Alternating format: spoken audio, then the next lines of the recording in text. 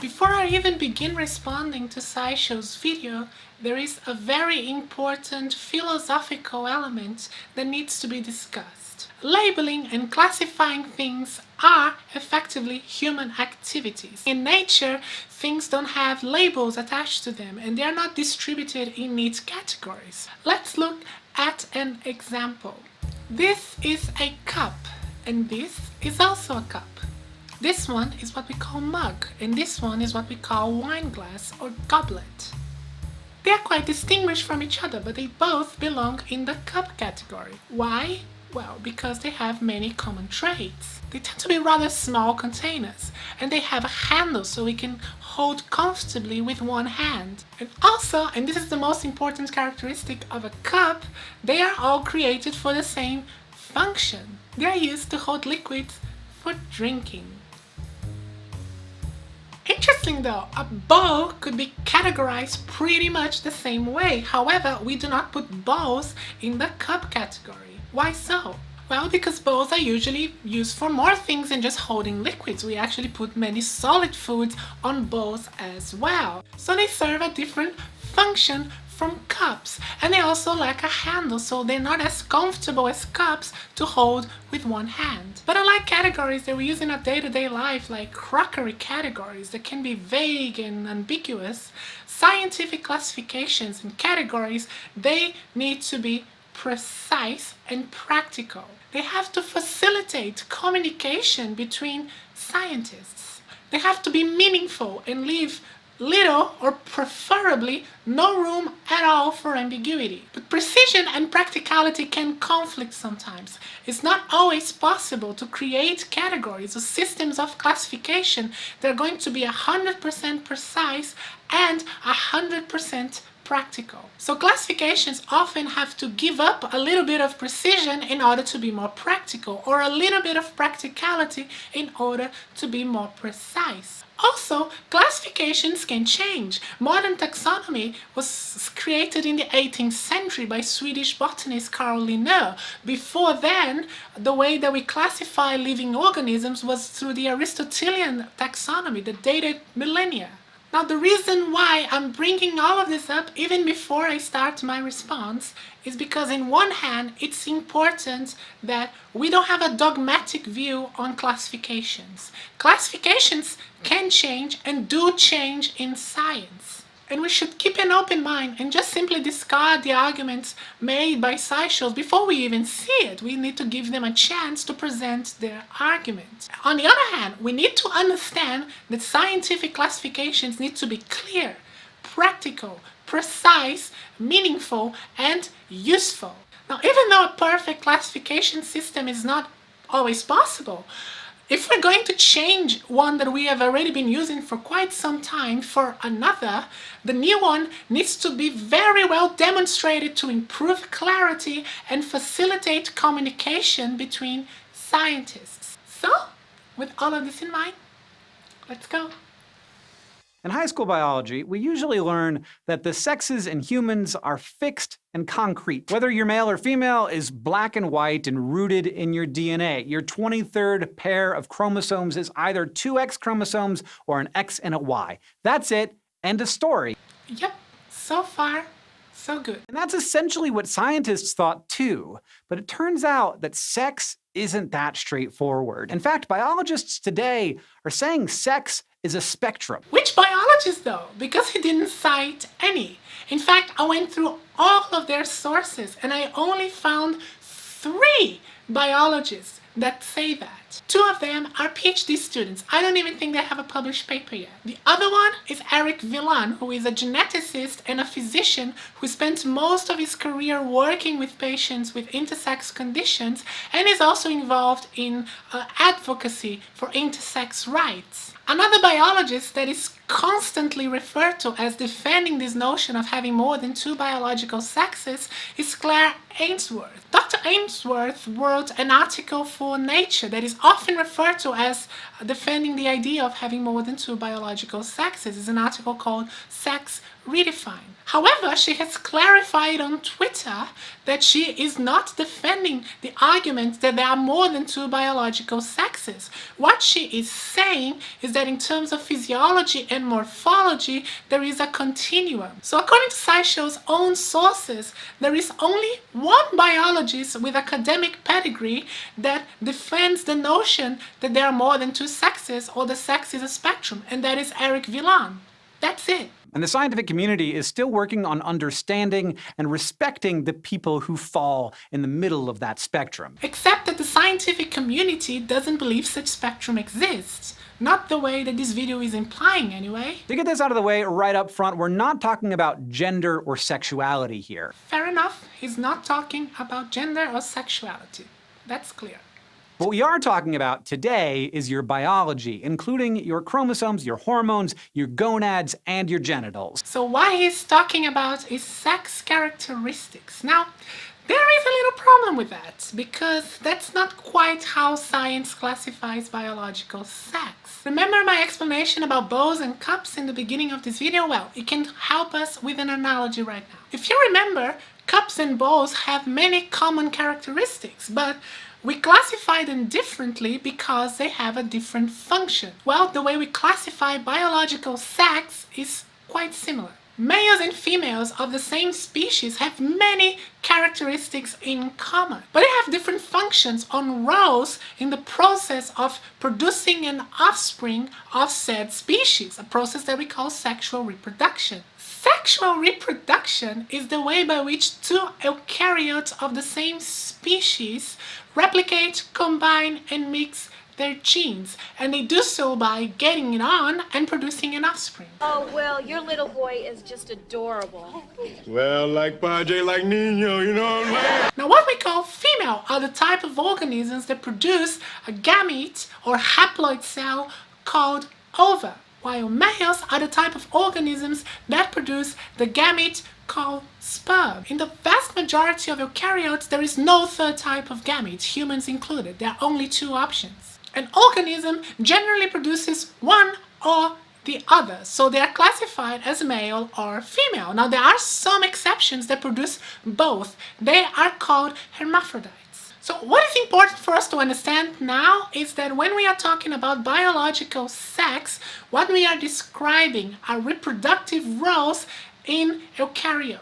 And the reason why we classify that way in biology is because phenotypes and even karyotypes can vary drastically among species. But the process of sexual reproduction itself and the roles that organisms play in such process are the same across species, from an asparagus to an elephant.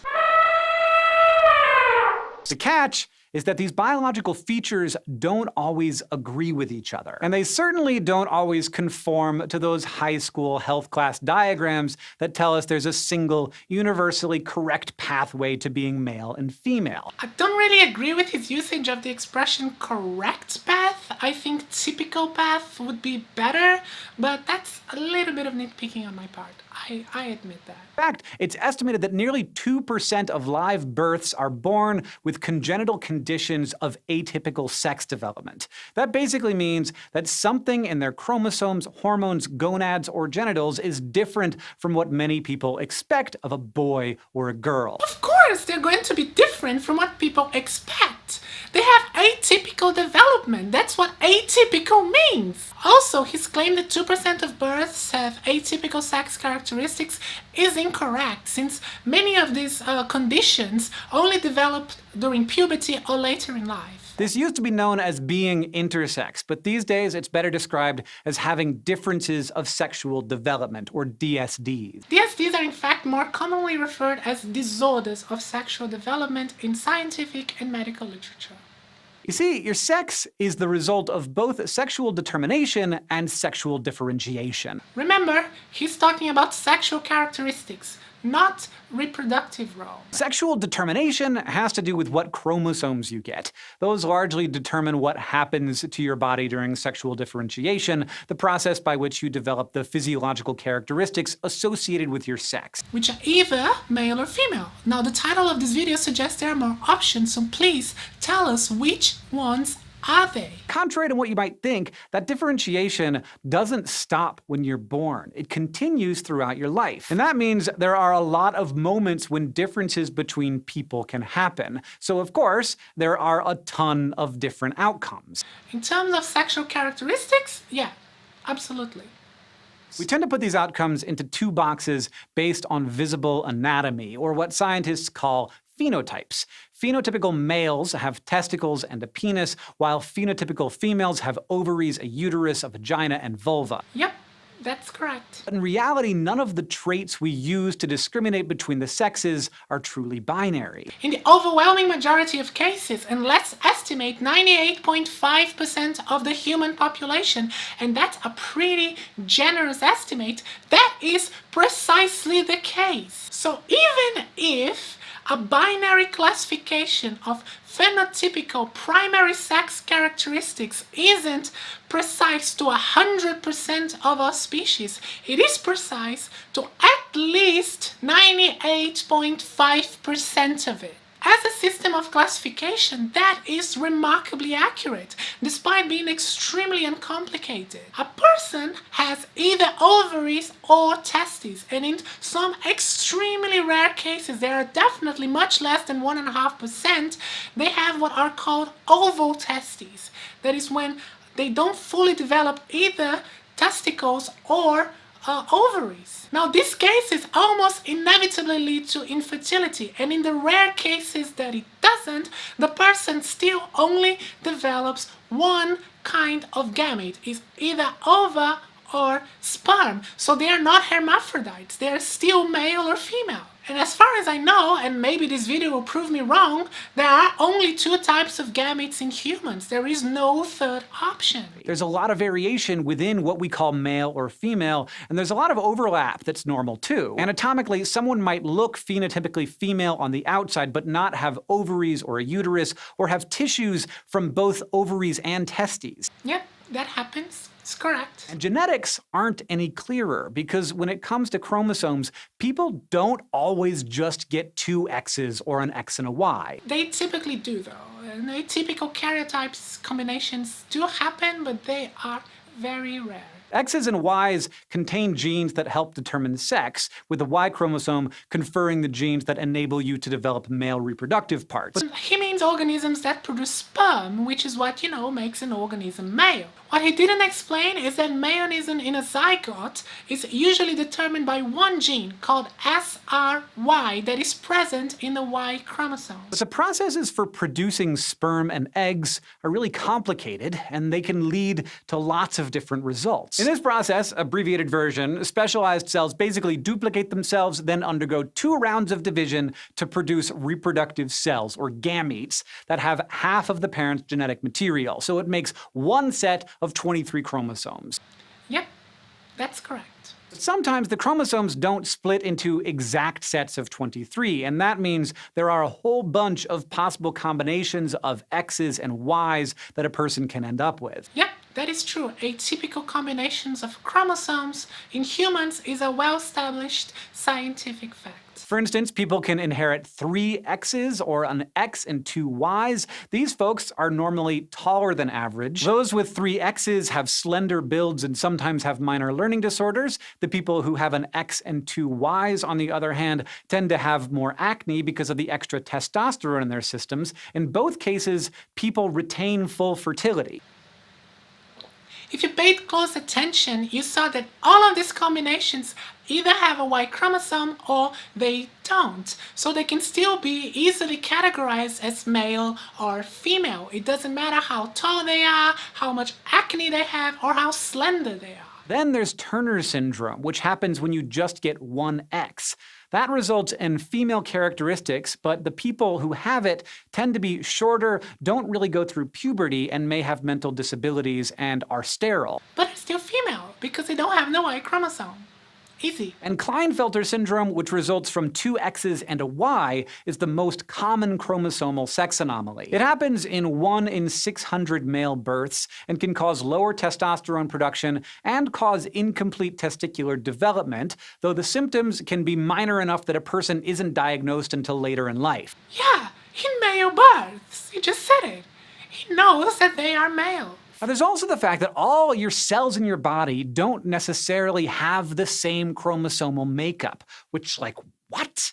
Did I learn nothing but lies in high school? No, it was a simplification. When you are in high school and you learn electromagnetism in science class, you're not expected to learn Maxwell's equations too, are you? Someone with mosaicism can develop from a single fertilized egg but have a patchwork of genetically different cells. And someone who's a genetic chimera has different cells because they develop from two different fertilized eggs that merge in the womb. Yep, it's true. That can happen. In both cases, it's possible to end up with a mix of cells with different sex chromosomes. And depending on the distribution of those cells, mosaicism and chimerism can result in ambiguous sexual characteristics or both male and female reproductive body parts. Yeah, but not production of two different gametes.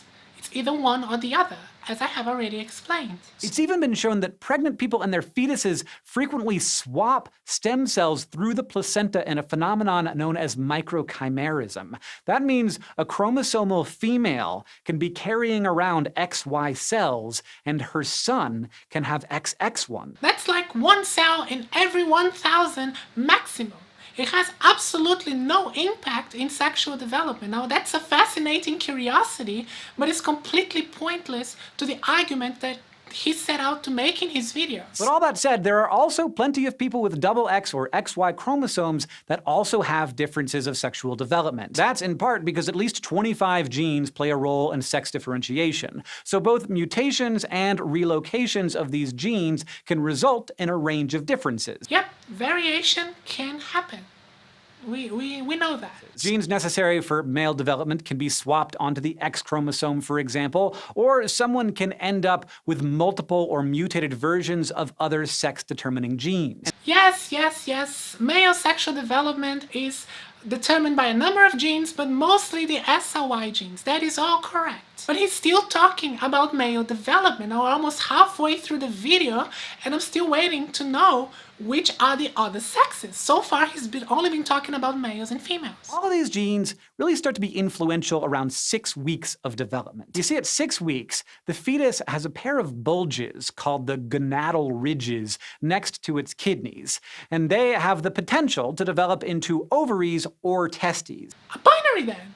Ovaries or testes. That contradicts what you said earlier in the video and the title of the freaking video. What the fuck? Essentially, different networks of genes shout male and female, and when that balance gets knocked slightly askew, it can move a person along the sex spectrum. Wait, what? Sex spectrum? He hasn't established such thing yet.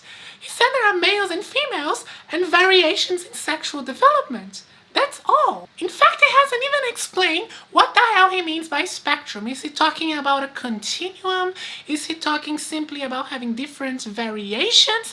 I don't know, because he didn't define that either. So far, he's doing a pretty lousy job for supporting his claim that there are more sexes or that there is a spectrum. Just asserting it doesn't make it true. Take SRY, discovered in the 1990s. This is the male programming gene, and it has a big effect on development. Yeah, it triggers male development, as I have already explained. If it ends up on the chromosome of someone who is XX, it can cause them to develop testes instead of ovaries. This can happen because there's a step in sperm and egg production when chromosomes swap some DNA with their partner chromosomes. And even though the X and Y chromosomes generally don't join in on this DNA swapping process, they sometimes do. What happens in XX males is that the X chromosomes they inherit by their father carries part of the father's Y chromosome. During the process of spermatogenesis in the father's testes, there is an abnormal exchange of genetic material, and the sperm that is created is abnormal. It has an X chromosome carrying genetic material, especially the SRY genes and other genes responsible for male sexual development, that instead of being in a Y chromosome end up in an X chromosome. That is something very rare that happens, but it occurs because of the way of how genetic material is exchanged during the production of haploid cells. Don't get me wrong, it's fascinating that something like XX males can exist. It's incredible. But these individuals have testes. They produce sperm or have the potential of producing sperm. So their role or potential role in sexual reproduction is that of a male, which makes them biologically male. It's quite simple, really. There are also genes that actively encourage the fetus to develop female characteristics. For instance, the gene Wnt4 suppresses testicular development and promotes ovarian development, and multiple copies of it can cause incomplete female gonads to develop in people who are XY. That is factually incorrect. Overrepresentation of the gene WNT4 in XY does not cause male to female sex reversal. What it causes is underdevelopment of male gonads. So they're still male. Gonad development also triggers the production of sex-specific hormones, which results in further sex-specific development. Which sexes? Because I only know male and female. So far, he has only talked about male and female. Now, the title of the video says there are more. I'm dying to find out. Which are they? Please tell me. But some people have differences of sex differentiation that limit their ability to respond to those hormones. Complete androgen insensitivity syndrome is one of these. People who have it are unaffected by male sex hormones because they have some kind of mutation to the protein that these hormones bind to, called the androgen receptor.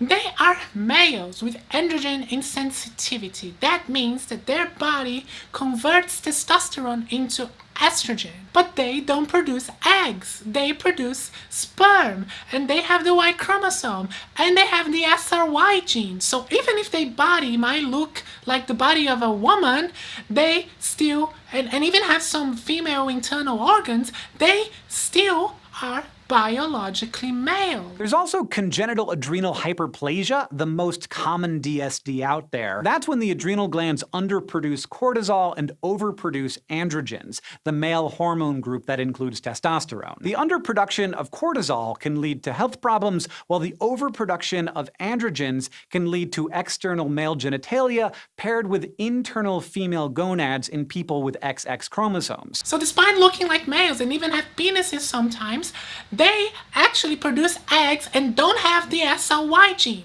Now that is fascinating, but they are still female. Some of these conditions don't fully present themselves until puberty or later. In fact, some aren't realized at all until a person seeks some kind of medical care that reveals them. Like in 2014, doctors reported one case of a 70-year-old father of 4 whose, quote, hernia turned out to be a uterus with fallopian tubes.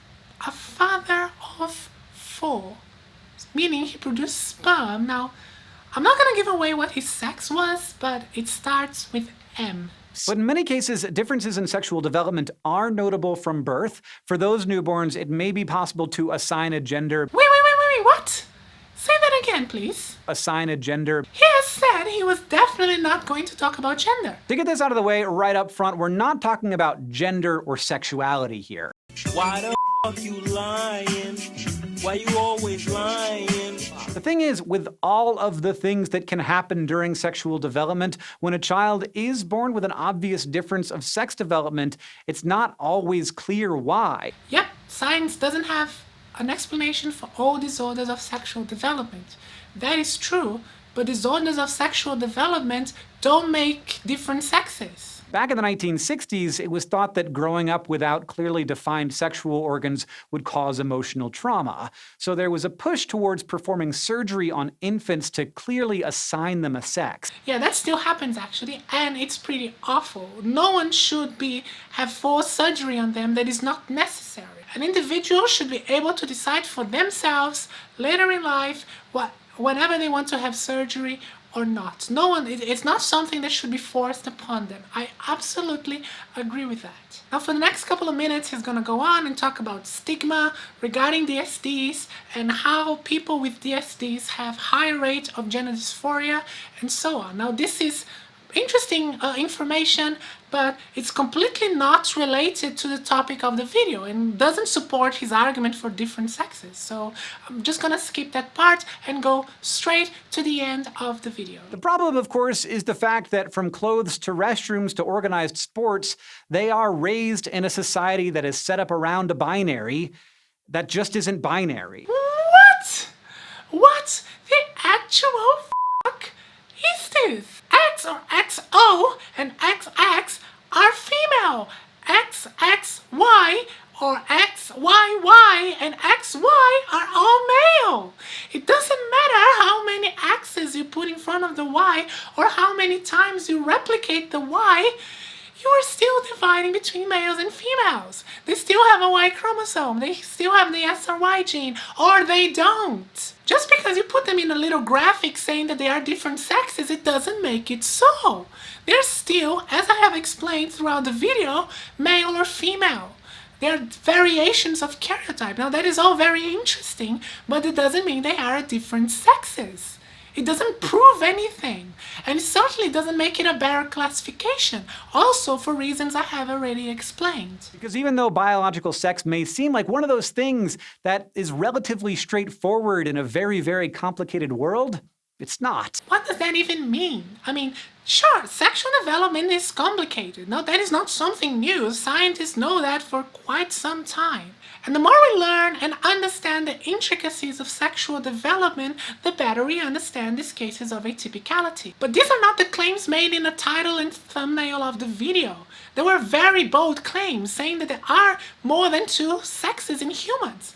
This was simply not demonstrated at all during the video. It talked about male and females during the whole time. There was no other possibility that was presented. It was only saying that there is variation, that's all. That's not a different sexes. I honestly feel quite cheated. That was misleading clickbait, and to be honest, an epic fail for completely failing to corroborate the very bold claims that they make in the title of their video. They deserve an F for that. Making these videos an investment on my time and on equipment. So if you like what I do and you want to support me, you can help me on Patreon on a monthly payment, or you can just give me a one-off donation on PayPal. If you can't, it's fine. You can just subscribe to this channel, and your subscription alone is already very much appreciated. And thank you for staying with me until the end. If you like this video, you can leave it a like, a comment, you can share it. A big thank you to all of my subscribers, and a massive ultra thank you to all of my patrons. Your support means a lot to me. Thank you so, so much. I've been Sarah Michel, and I will see you next time. Cheers.